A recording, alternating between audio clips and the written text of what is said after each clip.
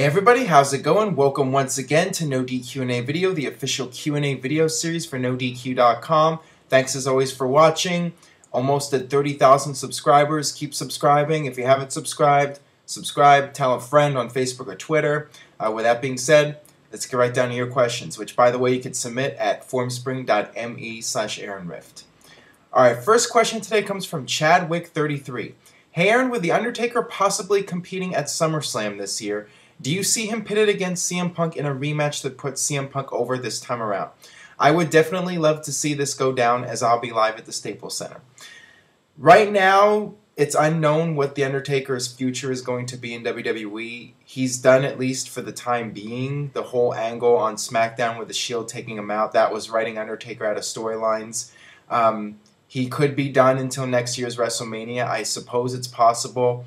We could see him come back this summer, maybe be part of SummerSlam. I talked about this before, you know, the idea of having the Shield against Undertaker and finishing that feud. They could do something like that at SummerSlam.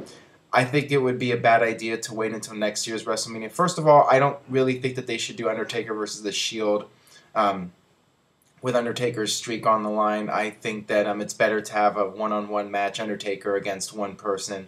If they're going to follow up on Undertaker and the Shield, I think it's best to do that this year, maybe at SummerSlam or sometime during the summer. I think that would be the best way to go. But it's possible that we'll never have any kind of interaction between Undertaker and the Shield again. I mean, a few years ago, Nexus took out the Undertaker, and there was never any follow-up. So it could just be WWE's way of writing Undertaker out of storylines and possibly until WrestleMania. We'll just have to wait and see. Alright, this one comes from WWE Fan 5. Hey Aaron, what did you think of Freddie Prinze Jr. as the guest host of Raw? I loved him. I thought he really enjoyed being there, and he didn't think he was better than WWE like most of the other guest hosts. I didn't really have a problem with Freddie Prinze Jr. Honestly, I don't remember a whole lot of it, but I don't remember it being embarrassingly bad. The thing about Freddie Prinze Jr. is he did work for WWE for a while, and he is admitted to be a wrestling fan. And I think that definitely helps when you are a fan of the product and you respect the product. Your performance will show. And some of these guys, like the guy from Entourage, whatever his name is, Jeremy Piven, and the guy from The Hangover, Dr. Kim, whatever his name is, I don't even remember. But when they came out there on Raw that one time, that was one of the notoriously bad guest host segments on Raw. And some of the guys, like I think they had Ozzy Osbourne, and he didn't even know how to pronounce Evan Bourne's name correctly. So, I mean, there are guys that were just on there to promote their stuff and nothing more. I mean, they were not fans of the product, and, it really hurt those shows. But, yeah, I mean, Freddie Prinze Jr. was okay. Nothing special or anything. Not at the level of a Bob Barker or whatever, but, I mean, it was okay. This one comes from Lauren Zog 1. Was Canyon fired for being gay? No, that really had nothing to do with it. What happened was Canyon ended up you're talking about WWE, Canyon got injured and was out of action for over a year, and I guess, some guys just get lost in the shuffle, and unfortunately that's what happened to him. I mean, he was involved with WWE during a period when you had a lot of guys from ECW and WCW. When those two companies folded, you had all these guys coming into WWE, and the roster was just overcrowded, and, getting injured was the worst thing that could have happened to Canyon, because there was very limited spots, and Canyon was lucky enough to have a spot, being affiliated with DDP or whatever. But then, he got hurt, and he wasn't able to get his way back into the roster, unfortunately. It's just really bad spot for him. I mean, Canyon had a lot of talent and could have gone far in WWE. I was really enjoying the stuff he was doing with the Alliance and all that, with the Who Better Than Canyon shirt, and I thought he was really entertaining. And I liked his stuff in WCW too, but it just didn't work out, unfortunately. All right, this one comes from Dante Hammond. Hey Aaron, which period do you think Shawn Michaels was the better all-around performer, before or after his back injury? Please answer in video.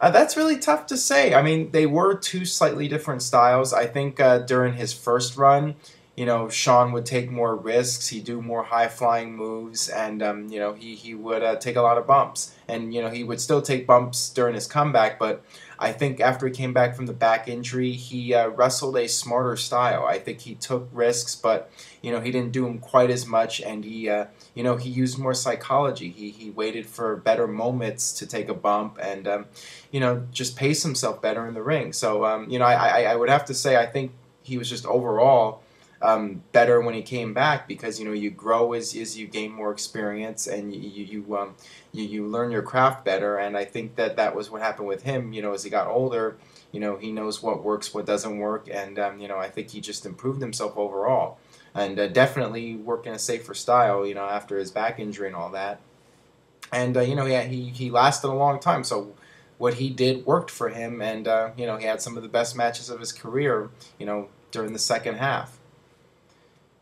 All right, this next question. Hey Aaron, what did you think of Bret Hart in WCW? I cringe every time I even think about it. It was such a waste of Bret. Absolutely, WCW had a perfect opportunity here. They had Bret Hart getting screwed by Vince McMahon, and it was very simple. Just push Bret Hart straight to the top. He's a very sympathetic character.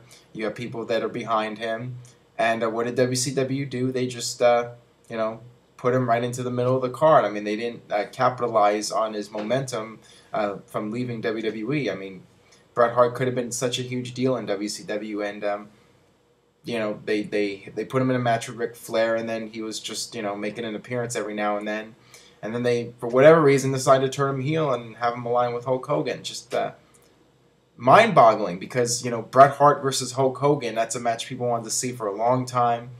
And, they finally did it, I think, like a year later. But then the match ended with Bret Hart turning heel again. So, Hogan and Bret Hart were wrestling against each other. But then at the end of the match, Bret Hart turned on Sting and was aligned with Hogan again. It was just completely idiotic stuff that they were doing with Bret Hart. And, for all the bad things people say about Vince Russo, at least he tried to do something with Bret Hart, doing the whole NWO black and silver, and putting the world title on Bret Hart. So Russo was trying to push Bret Hart as a top star, but by that point Bret Hart got the super kick from Goldberg at Starrcade, and that was the end of his career. Just unfortunate, because WCW had a great talent, and they failed to utilize him properly, and it was just one of many mistakes that WCW made. Alright, this one comes from my good friend Ryan in San Pedro. Fella, I wanted to add to the John Cena topic from episode 297. I agree that we all need a break from Cena because he is way overexposed. My question is, do you think Hogan would have been as big if he was featured every week in the 1980s? Please answer in video. That's a really good question. I think that the thing about Hulk Hogan is that during the 1980s, things were a lot slower paced back then. You didn't have a weekly television show with a top star appearing every single week. So, it was not as easy to become overexposed during that period. I think that if Hogan was on TV every single week, it would have given him more of a shelf life. He would have been, fans would have resented him even more than they already did during that period. I think that Hulk Hogan benefited from only having to wrestle on television every now and then, and when he would appear it would be something special, and therefore he was able to last 6 or 7 years before fans started getting tired of him. With John Cena, people were tired of his Superman gimmick 6 months into it, and that's just what happens when you're on TV every single week doing the same character, and unfortunately for fans, they've had to deal with the same John Cena character now for 8 years. I mean, it's ridiculous, but it still works for WWE. I mean, they still have the merchandising with John Cena, and he's still reliable as the face of the company. They can rely on him, and he's a good spokesman for WWE. So they're going to keep pushing him as long as they possibly can. All right, this last one today comes from Firehawk0331. Hey Aaron, what did you think about Fandango changing his finisher, or Fandango, excuse me, to the flatliner to avoid long-term health risks? I think that that's a good idea. I mean, I think Scott Hall mentioned something on Twitter about Fandango doing the top rope leg drop and said, you know, if you keep doing this, you're going to end up having to have hip replacement surgery. So I think it's definitely good that he's doing something different. And, you know, I would change the finisher, you know, after WrestleMania when Jericho kicked out of it.